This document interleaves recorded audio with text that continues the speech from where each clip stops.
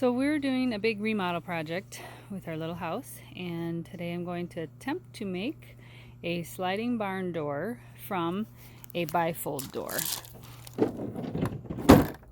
So it's hollow core, it's lightweight, which is what we need, and I'm going to be adding some wood to it. So I've removed all the hardware from my $5 bifold doors. So now I'm going to be joining these two doors together at the seam to create one solid door. What you'll need for that is some clamps and some of these long bar clamps, and the best liquid nails I have found is the Fuse It. I've used other kinds, and under heat it doesn't hold up. I've stored it in a warm trailer and it breaks apart, but this Fuse It, this gray one, it comes out gray, is very sturdy. I'm going to use that along the seam along with the clamps. As you can see, I ran a pretty thick bead down the center all the way on one of the doors. Sorry for the blur. And then I'll join them together. Also, I was going to say I have some cracking here where the thin board is coming away from the thicker board here. So I'm going to stick some liquid nails in there as well to kind of patch up the door. So you can, at this point, get out the levels and everything if you want to be perfect about it. I don't care about it being perfect, so I'm just using a board to make sure that the two doors are level, as pretty level as possible. It doesn't, to me, matter exactly.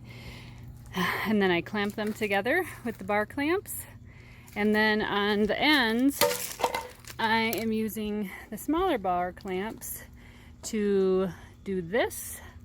That will create level between the doors as well. It'll help to hold the doors. See how there's flux there?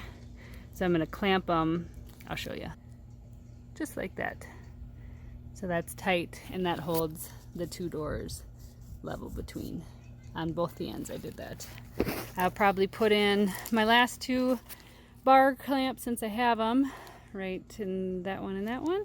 And then I'm going to let it sit to dry for a while, and then we'll move on to Bondo wood filler to fill that crack and any of the other holes that we have that we don't want anymore. So here it is, all clamped up.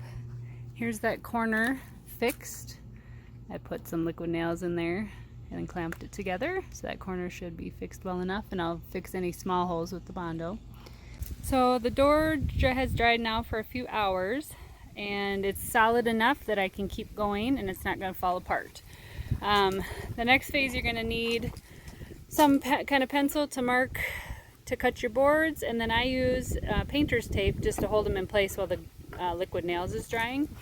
And then I did a plywood board, and they ripped it at Home Depot for me into 4-inch strips. It just costs a little bit of money, like $0.25 per rip, so it's worth the time on these super long boards not to have to rip it yourself. So that's an option. My goal with the door is to keep it as light as possible, which is why we're doing such a thin board. You can use any kind of board that you want. You can go as thick as like a 2x4 with 3/4 inch or an inch in depth, whatever.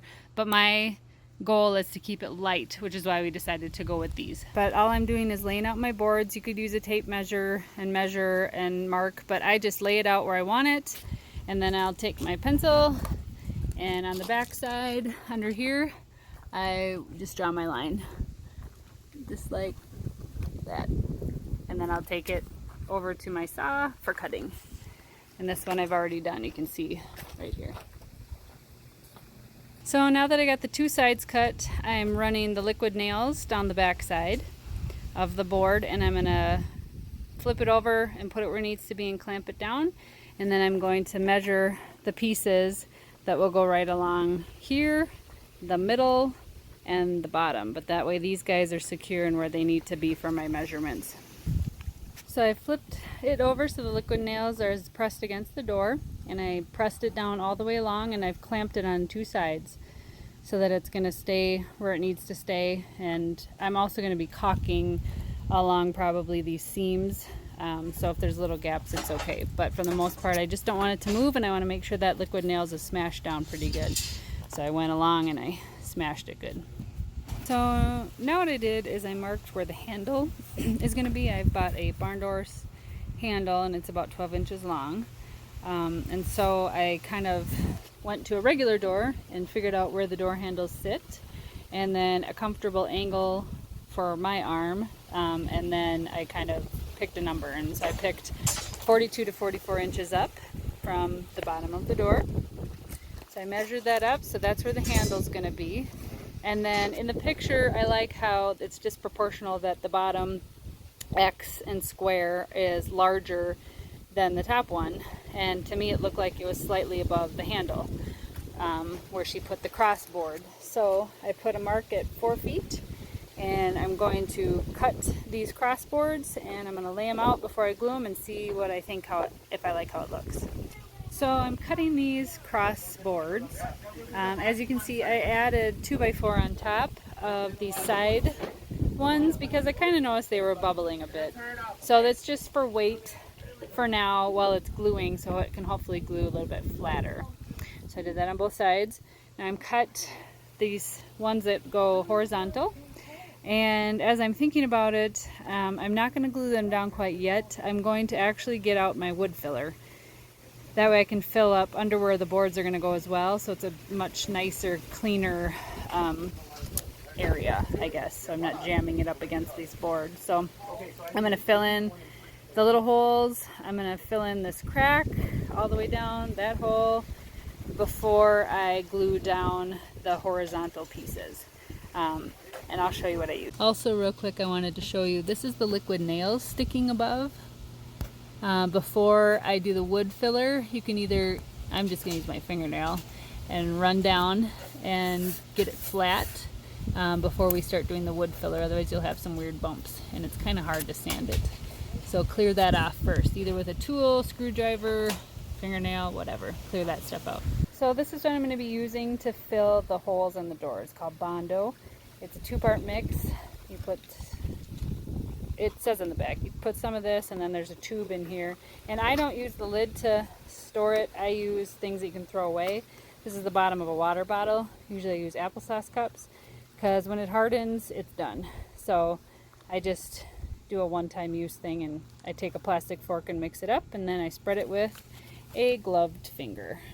So once you mix the hardener in with your putty, you have about 2 or 3 minutes before it turns rock hard. So that's why I didn't video doing it, the actual Bondo, but this is it. I just took and I spread it all the way across the crack. It's hard, but I'm going to give it 30 minutes, and then I'm going to sand it, and then there'll be little pinholes, so I will probably do one more thin layer, sand it again, and then I will glue down those horizontal boards. But this is what the Bondo looks like, and it's still a little soft, but it'll harden up real fast. And I was going to say too, there's a lot of different wood fillers. I've used a couple. They crack really easy. Bondo, I think, is the strongest out of all of them that I've tried.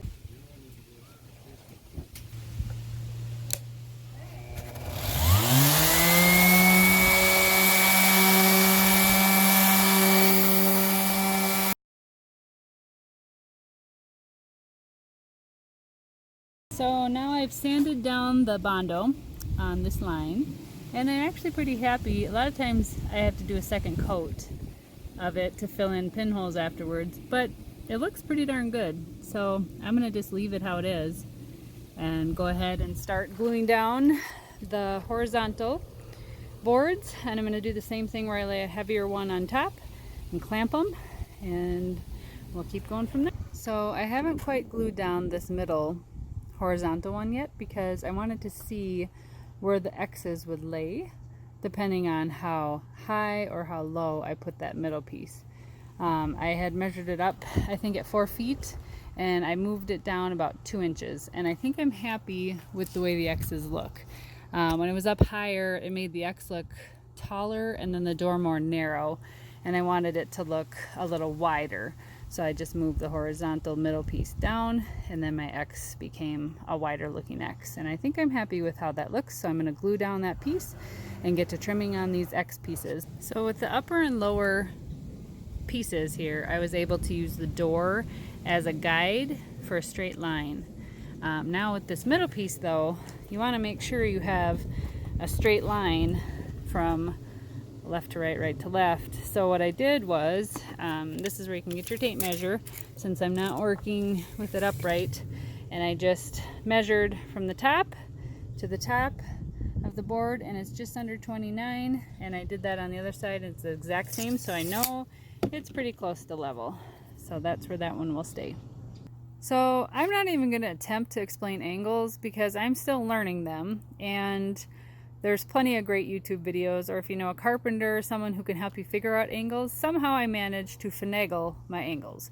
You can see lots of pencil marks and all that sort of stuff, but we got them. So we chose to put the board meeting the lower vertical or horizontal board, and same thing up here meeting this top horizontal board.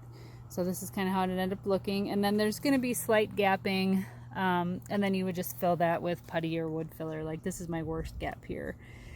So I'm just going to glue those down, and then I'll probably caulk it, prime and paint, and then I'll probably flip it over. I got to fill in Bondo on the seam on the other side, but this door is just about ready to be finished. This is the back side flipped over. I sealed up the bifold seam here with the Bondo wood filler, and I've already done a sanding. And then there was a few spots on this side that I actually did have to go over it a second time with Bondo and fill in here, here, and up there. Come on. So that one is drying, and then I'll sand it again, and then I will probably be done for the night. All the liquid nails are now dry on the board, on the door, and I'm going to be, well, what I did was caulk all of the seams with this kind of all-purpose latex caulk, and I just went along every single seam around the whole entire door, and it kind of filled in my bigger crack down here. That one took 2 coats, and I even did the seam where the door kind of joins to the wood. So I even did that seam there, and I kind of filled in the holes. You won't see these because they're underneath the door, but I thought for spiders and stuff we just fill it in. And then I've let it dry for the 30 minutes, and now I'm going to sand all over the whole door, and I'm using a real fine grit. It's probably 220. I'm just going to carefully go over the whole door, get everything kind of evened out and smooth. There's, you know, you can kind of see, well, maybe you can't on the video, but there's kind of just like flaky stuff here sticking out, and it'll kind of take down, like this was uneven here, and it gets rid of some of the caulking because that kind of shows through sometimes with the paint, so that'll take that off and make it smooth and even, and then we'll move on to priming. I have finished sanding the door. You can see some of the edges came down further, so it's pretty even, pretty smooth. And then I have to dust it off, and I'll give it a little bit of a washing, and then I'm going to prime it. I wasn't able to find the usual kilts that I use, so this time I use Kilts 2, interior exterior, and it's actually quite a bit thinner than what I usually use. So this is 2 coats on the barn door. It's still drying, but it's a lot thinner, so I just found that I had to do the 2 coats in order for it to have better coverage, and I may even do a 3rd coat so that the knots don't show through. But it's starting to look like it's all put together, and it's looking like a sharp barn door. Here's the door finished on the crisscross side. You can see there's a little mark here where it was indented and scratched. I don't think it's gonna matter. I'm not that picky. So anyway, this is it when it's completed, and I will try to get a shot of it once it's hung.